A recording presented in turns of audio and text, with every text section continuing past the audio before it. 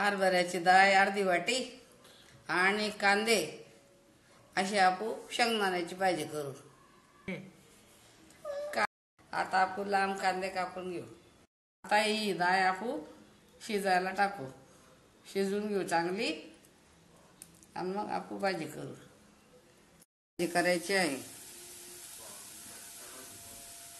कांदे आणि हरभऱ्याची डाळ एकत्र, त्याच्यात लसूणची चटणी, जिरं, हळद आणि शेंगदाण्याचं कूट।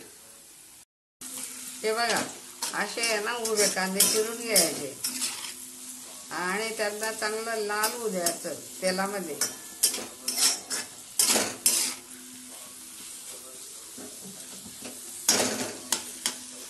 मग जिरं टाकायचं, मग चटणी टाकायची,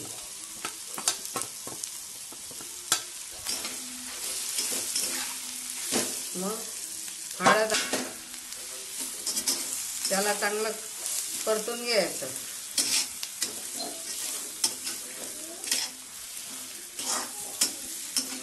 चांगलं परतून घेतलं आपण। आता हरभऱ्याची डाळ टाकू त्याच्यात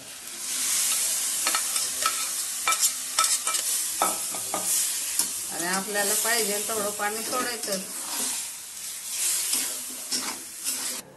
आता आपण कोथिंबीर टाकू आणि मीठ टाकू। झाली आपली भाजी। चवीपुरतं टाकायचं। मला चम्मचने काही कळत नाही तर त्याच्यामुळे हाताने टाकते मी।